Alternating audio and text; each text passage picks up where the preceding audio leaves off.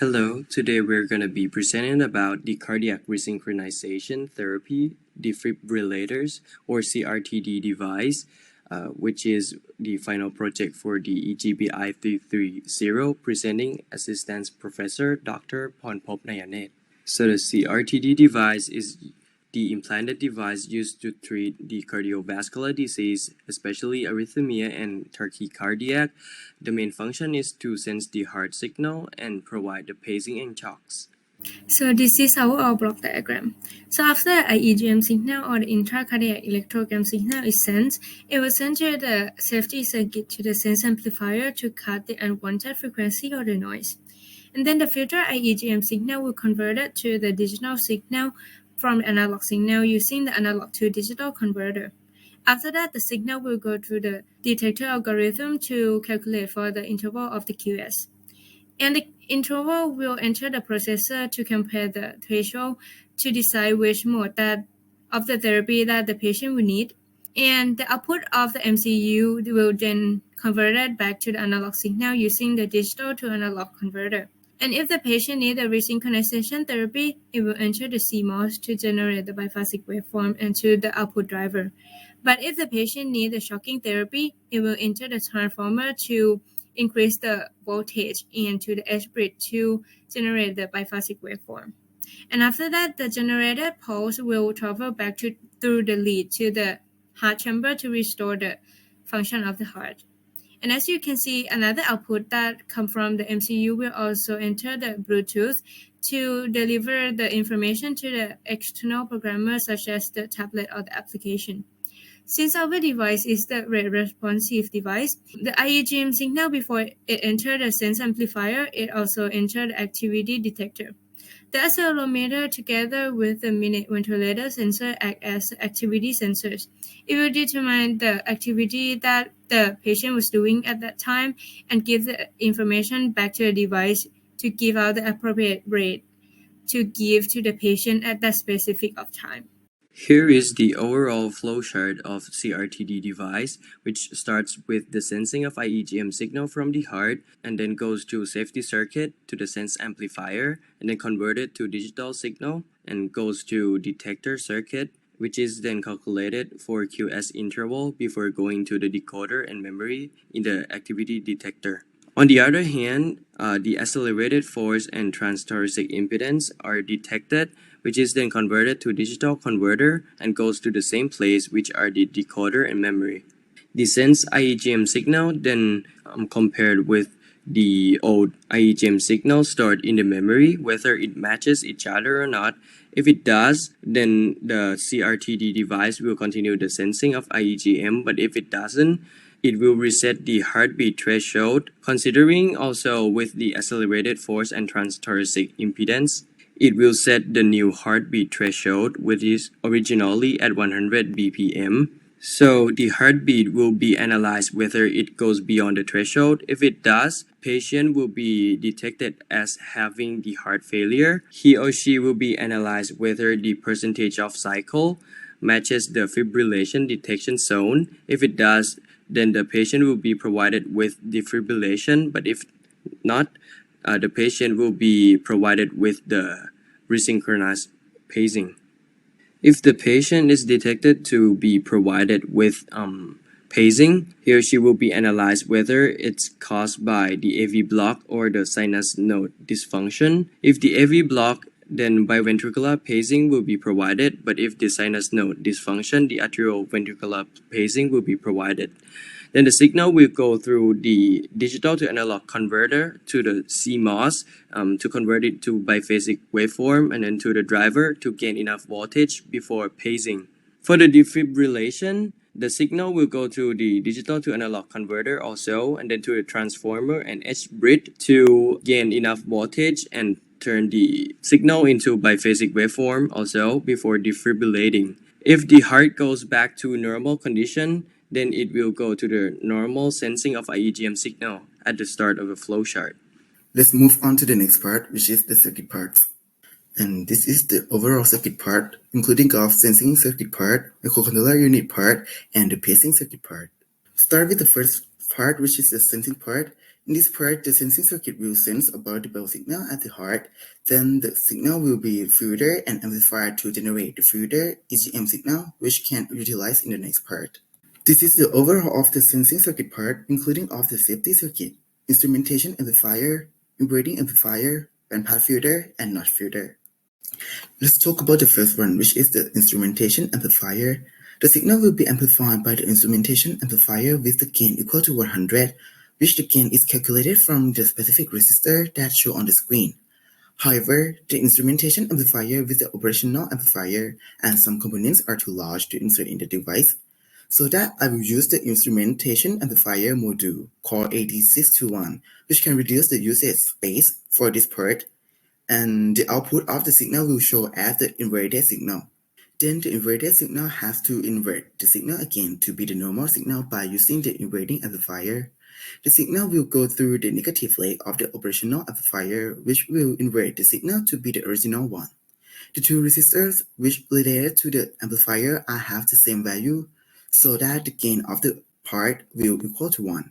Next is the bandpass filter. The bandpass filter consists of two main parts, which are the low-pass filter and high-pass filter. The range of the filter will be set around the 30 to the 50 Hz because the signal we want to use is the QRS complex, which we found in the IHM signal. We will use the QRS complex to calculate the interval and using the interval to be a criterion that the device should resynchronize or shock the patients or even reset the device for the next coming up signal.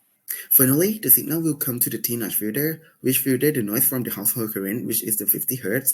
Actually, there are two signals for the household noise, which are 50 and 60 Hz. But the bandpass filter will set the range at 30 to 50 Hz so that the 60 Hz is not be concerned. Now, the signal will be the filter IHM signal, which is ready to be utilized from the microcontroller unit that my friend will talk about. There are some cases in which the patient might have increasing heart rate, but they're not experiencing tachycardiac or fibrillation. This case includes coughing, laughing, or exercising. So in this case, the CRT-D might provide incorrect pacing or shocks. So in order to prevent this, we have a function called rate responsive pacing, in which it will use the activity sensor. The activity sensor will use the dual sensor, which consists of accelerometer and minute ventilation sensor. The accelerometer will detect the linear acceleration in three axes, which are the X, Y, and Z, with the use of mass and spring mechanism, in which there will be the spring and the fixed electrode. Whenever the movement is performed, the gas between the electrode and the spring will cause the damping effect, which can be calculated for capacitance and then calculated for magnitude of acceleration. For the minute ventilation sensor, it will detect the impedance of transthoracic. When the impedance increase, it means that the oxygen concentration increase when you're inhaling, and when the impedance decrease, it means that the oxygen concentration is decreased when you're exhaling. After that, we can set the rates by three parameters, which include the heart rate or BPM, the movements from accelerometer, and the oxygen concentration from minute ventilation sensor. There are three rates, which includes the lower rate, which is the slowest one, the ADL or activities of daily living rate. It's when the patient reaches during ordinary exercise, and last one, the upper rate, is when they are doing the hard exercise, in which each of these rates will vary the set point for the functioning of CRT-D. The next part we are going to cover is the microcontroller unit, or MCU. In a CRT-D device, the microcontroller acts as a brain that takes the patient's IEGM signal as input data, process it, and then apply a treatment based on the severity. Now, these are the microcontrollers that we have done research on and think it will suit our device well. We are going to use two microcontrollers in total, and both of which run on the STM32 platform. The first one, and the main one, will be this one, the STM32WB55 or 35. As you can see in the same data sheet, it is medical grade. It has built-in Bluetooth to suit the CRT-D device that can wirelessly send the patient's pulse data to an external monitor wirelessly. And also, STM32 microcontrollers have decent amount of instruction sets at 80. STM32WB is a 32-bit microcontroller that has a special feature unique to it called the ultra-low power platform, which is only found in STM32 microcontrollers. What this means is that the microcontroller has multiple activation modes, and in standard conditions, it will automatically switch to the mode that uses the least power consumption based on the process it is performing. Other features of it including 12-bit analog to digital converter and others shown in this slide. The second microcontroller we are going to be using is STM32L4X1. For this group, we are going to use it in the activity detector, and I will not go too deep into detail about it because it only acts as a secondary microcontroller that feeds the patient's activeness data to the primary microcontroller for it to process and perform the action. But the specs of the features of this microcontroller is similar to the STM32WB except for the following here. So no built-in Bluetooth and only 32 kilohertz crystal oscillator and 1 megabyte flash memory and less depending on the other models. Next coming up is the block diagram or the flow chart of the main microcontroller's process. So starting off, the patient's IEGM signal will come from the detector circuit as an analog signal and enters the microcontroller. At the beginning, we are going to start a void loop going so we know the program will keep running from this point as long as the microcontroller has power. The detector circuit is connected to an I/O pin of the microcontroller, and that pin goes to the analog to digital converter or ADC. Next, we set up a threshold and an array. The threshold is for computing parameters later on, and the array is an I++ array to store the data received from the analog to digital converter. Next, we're going to have a peak check algorithm to see which data in the array are peaks. From there, we are going to be able to compute the time data algorithm from each peak. So time from peak to peak data, and that will give us the heart rate. The heart rate data will go down two different paths. The first path is going to the Bluetooth transmitter in order to go to an external monitor or the user's smartphone. So the heart rate algorithm will compute the heart rate, and we will convert that into BPM or beats per minute because that is the normal unit we use. This heart rate in BPM is going to get transmitted by Bluetooth to the external monitor. The second path the heart rate data will go to is the abnormal heart rate detection for the device to take action and perform a treatment. So the heart rate data will go to the abnormal heart rate detection, and we're going to have parameters preset in that if the abnormality is in this interval, what action it has to perform. So for example, if this heart rate says it needs to do pacemaking, then it's going to perform it, or defibrillation with a certain voltage. But here, the microcontroller in the activity detector is going to send the patient's activeness data in the form of a digital signal to the abnormal heart rate detection as well, in order for it to help analyze what the condition the patient is in so it doesn't miscalculate. Now for the final part, we're going to want the microcontroller to be able to act as a pulse generator as well. And to do that, we are going to need to convert the digital signal inside it back to analog signal. And since the STM32WB doesn't have one built in, we are going to need a digital to analog converter module or DAC module. And we have one here, which is AN3126, and it is developed by the same company as STM32, so it's fully applicable with all STM32 microcontrollers. Now for the final part, we are going to enable machine learning on our device so it can set the parameters automatically depending on the patient's daily activeness. So it's going to do that by, we're going to add a neural network into the microcontroller. The neural network will take data from the SRAM, analyze the daily data, and set new parameters to suit the patient. And for the overall circuit components, the sensing circuit will use the instrument amplifier AD621, operational amplifier UA741, capacitor, resistor, and diodes. And for the resynchronization circuit, the complementary metal oxide semiconductor or CMOS will use the CD4069UB CMOS hex inverter, the op-amp UA741 transistor, 2N3904 capacitor, resistor, and the digital to analog converter MCP4802. And for the defibrillation circuit, we will use the CMOS same as the resynchronization circuit, and the transformer will use the miniature high voltage transformer boost step-up inverter using capacitor diode and using the digital analog converter MCP4802. Next is the battery calculation. We approximate the overall power consumption by calculating the current that will be the active components, which have to use when the device is working on. Then we separate the device to main modes, which are the pacemaker and defibrillator modes. After that, we assume the time our pacemaker and defibrillator are working. We summarize that the current usage of pacemaker will equal to 0.095 milliamp hour when the pacemaker has to pace the impulse about 60 times per hour. For the defibrillator, which we assume that it will shock to the patients about 2 times per hour, for encountering to the severe patients, which will use a current about 0.0060 milliamp hour, then the total current will equal to 1.01 milliamp hour.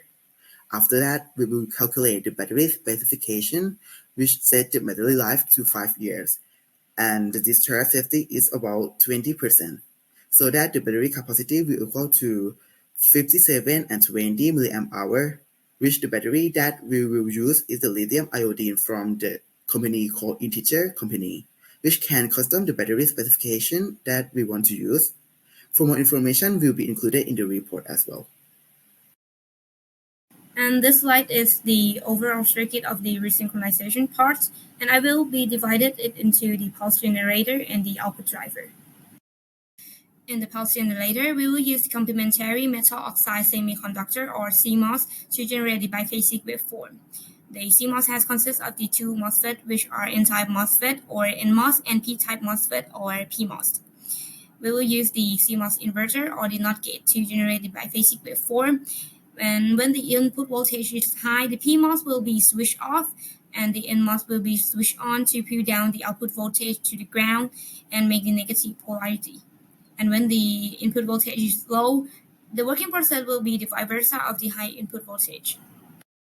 For the output driver, the common emitter amplifier and the inverting amplifier with gain 1.6 will use the gain of the voltage from 5 to 8. The common emitter amplifier, which are the voltage divider bias and the emitter resistance, it will use the transistor to be the amplifier, but however, the phase of the output that will out of it will be the 180 degrees shifted, so we add the inverting amplifier to shift it back. And for the next part is the defibrillation circuit, and I will divide it into two parts, which is the charger part and the discharger part. And for the charger part, the transformer will use to step up the voltage from the microcontroller, and the capacitor in this charger part, the capacitor will only store the electrical charge that deliver from the transformer. And for the diode, it will use for control the direction of the flows. And for the discharger part, the capacitor, as I mentioned before, the capacitor has stored the charge in themselves, and in this part, it will discharge it and send it to the H-bridge circuit to generate the biphasic waveform. And for the H-bridge circuit, the H-bridge circuit will use to switching the polarity of the signal from the capacitors. As you can see in the diagram, the Q1 and Q3 will perform together to create the positive polarity, and after that, the Q2 and Q4 will perform together to make the negative polarities. Okay, so for the material we choose due to the performance, biocompatibility, and physical properties. For the battery, we choose lithium iodide since it has long lifespan up to 10 years and stable voltage. For the leads, we use cobalt chromium alloy, and it was insulated with a silicone rubber. And for the generator, we choose nickel cobalt alloy or MP35N. So for the electrodes, we choose platinum iridium since it has low electrical resistance, and for the case, we choose titanium alloy. Next, for the connector port, we choose polyurethane since it has the properties of electrical insulation. And lastly, lead anchoring sleeve, we choose modified cross-link silicone. So this is our CAD design, and as you can see on the top, we have the color and the label. This is to prevent from the human errors, and these will be labeled on the lead as well. And for the lead, first we have right atrium lead. For the connector tip, we use IS4 bipolar, and the distal tip is the bipolar lead. Next is the right ventricular lead. For the connector tip, we use DF4 LLHO bipolar, and the distal tip is also bipolar lead. And lastly, for the left ventricular lead, we choose IS4 LLLL, and the distal tip we choose quadripolar lead, since it is easier to access through the vein because it can be wedged at the distal at the vein, and the electrode will be more stable comparing to the bipolar lead. And here are the members of our CRT-D team. That's all of our presentation. Thank you for listening.